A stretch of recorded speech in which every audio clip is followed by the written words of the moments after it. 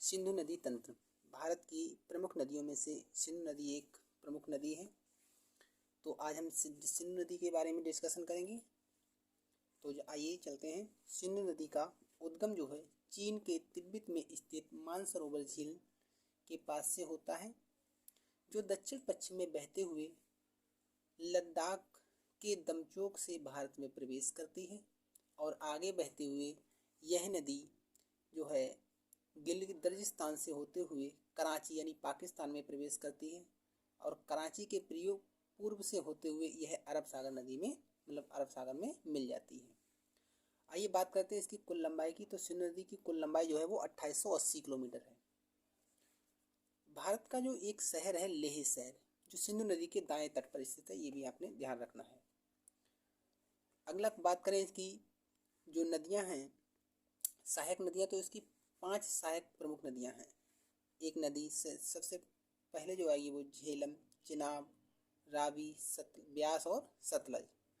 सिंधु नदी की सबसे बड़ी जो सहायक नदी है वो चिनाब नदी है। सबसे बड़ी सहायक नदी कौन सी है? चिनाब नदी। अब हम बात करते हैं तो सिंधु जल समझौता की। तो यह मैं यहाँ पर एक पॉइंट हमने लिख दिया है। सिंधु और जल जो समझौता वो भारत पाकिस्तान के बीच हुआ था, जो 19 सितंबर 1960 को कराची में हुआ था। ये भी आपने ध्यान रखना है। अब आइए इस सिंधु नदी का हम मैप के द्वारा अध्ययन करते हैं। देखिए ये बना हुआ है सिंधु नदी का मैप जो है। देखिए ये भारत का नक्शा बना हुआ है और इधर चीन है और ये क्या है? पाकिस्तान है। तो चीन में जो तिब्बत है, तिब्बत में मानसरोवर झील के पास से इसका उद्गम होता है और यहाँ से निकल कर ये भारत के दमचोक से जो है प्रवेश करती है। लेह शहर जो है इसकी दाईं ओर बसा हुआ है। यहाँ से निकलकर गिलगित के बल्तिस्तान से जो है सिंधु नदी कहाँ प्रवेश कर जाती है? तो पाकिस्तान में। उसके बाद ये अरब सागर में मिल जाती है। अब आइए इसकी प्रमुख सहायक नदियों के बारे में चर्चा करते हैं। देखिए सबसे पहले आती है चिनाब नदी। चिनाब नदी सिंधु की सबसे बड़ी सहायक नदी है। चिनाब नदी का उद्गम स्थल जो है वो भारत में होता है। भारत का राज्य जो हिमाचल प्रदेश के बारालाचा दर्रे के पास से होता है और इस चिनाब नदी जो है वहाँ पर 2 नदियों से मिलकर बनी है। एक का नाम है चंद्र और दूसरे का नाम है भागा। इसीलिए जो हिमाचल प्रदेश में है इसे जो है वो चंद्रभागा नदी के नाम से जाना जाता है। आगे चलकर इसी का नाम जो है वो चिनाब नदी हो जाता है और ये बहते हुई पाकिस्तान में जाकर, देखिए ये यहाँ से निकली, ये देखिए मैप में, ये यहाँ से निकली चिनाब नदी, ये चिनाब नदी है, यहाँ से निकली और ये निकल कर जो है कहाँ मिल गई जाकर? ये पाकिस्तान में जाकर के मिल गई जाकर। ये सबसे लंबी सबसे बड़ी सहायक नदी है। दूसरी नदी आती है झेलम नदी। झेलम नदी ये वाली देखिए, ये झेलम नदी है, ऊपर से आ रहा है तो झेलम नदी। ये झेलम नदी जो है इसका भी देखिए, झेलम नदी का उद्गम स्थल जो है कश्मीर के बरीनांग पहाड़ी से होता है। कहाँ? घाटी से होता है। कौन सी घाटी से? बरीनांग पहाड़ी। बात आती है तो कश्मीर में बरीनांग पहाड़ी है, वहाँ से उसका उद्गम स्थल होता है। और ये जो है 725 किलोमीटर दूरी तय करने के बाद पाकिस्तान के झंग में जाकर, पाकिस्तान में एक जगह है जिसका नाम है झंग में जाकर जो है चिनाब नदी में मिल जाती है। इसका नाम पुराना जो नाम था वो क्या नाम था? बितस्ता नदी था। और आपको बितस्ता के बारे में पता है, 10 राज्य युद्ध जो है वो यहीं पर लड़ा गया था। तो यहाँ से निकली ये भारत के हिमाचल प्रदेश से निकली, सॉरी ये कश्मीर की घाटी से निकली, बरीनांग घाटी से निकली ये नदी। ये भारत में, उसके बाद पाकिस्तान में होती हुई ये पंजाब के जो पाकिस्तान का एक शहर है या एक जगह है जिसका नाम है जंग, वहाँ जाकर जो है चिनाब नदी में मिल जाती है।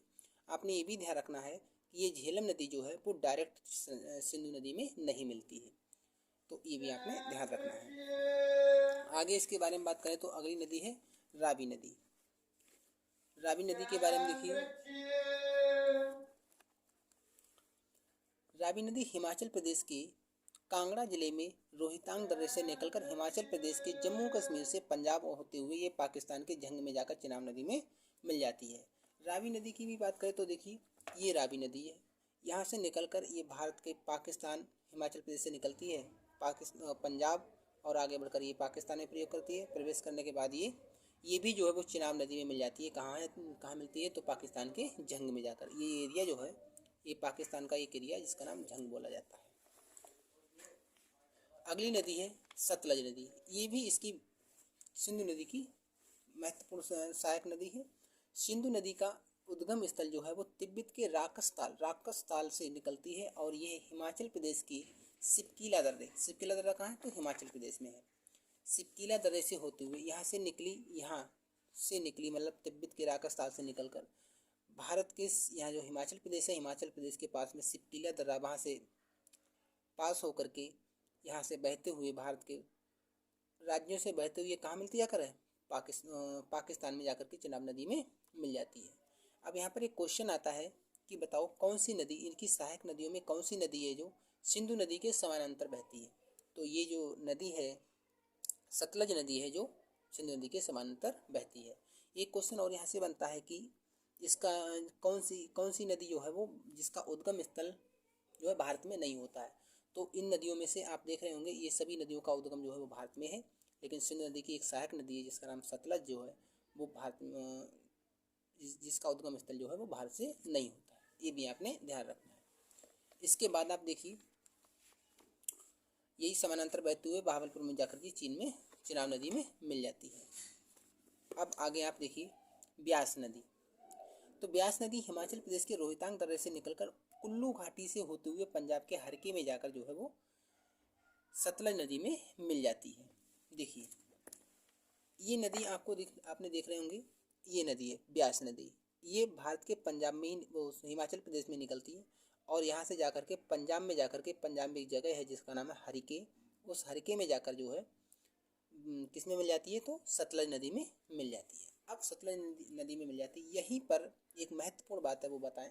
यहीं से जहाँ पर ये मिलती है तो यहाँ से एक सबसे बड़ी नहर निकलती है, भारत की सबसे बड़ी नहर जिसका नाम क्या है इंदिरा गांधी नहर निकलती है। ये राजस्थान और गुजरात में होती हुई जाती है, तो ये भी आपने ध्यान रखना है। और राजस्थान में जिसकी लंबाई जो है किसकी तो जो इंदिरा गांधी की नहर की लंबाई जो है 470 किलोमीटर, बाकी है ना गुजरात वगैरह में पहुंच जाती है। पाकिस्तान के बहावलपुर में सतलज नदी चिनाब नदी में मिल जाती है। तो यह नदी जो है वो पंचनद नदी के नाम से जानी जाती है। ये नदी जो है जहाँ ये पांचों नदियाँ जब आकर एक जगह पर मिल जाएंगी तो यहाँ ये बहावलपुर जगह है। ये कौन सा एरिया था, झंग था, ये बहावलपुर था। यहाँ पर इस नदी को पंचनद नदी के नाम से जानते हैं। और यहाँ से यहाँ तक की बहुत ज़्यादा डिस्टेंस नहीं है, केवल 45 किलोमीटर की डिस्टेंस है। कितनी 45 किलोमीटर की दूरी के बाद जो है ये नदी ये नदियाँ किस में मिल जाती हैं सिंधु नदी में, और ये सिंधु नदी बहती हुई आ जाती है अरब सागर में।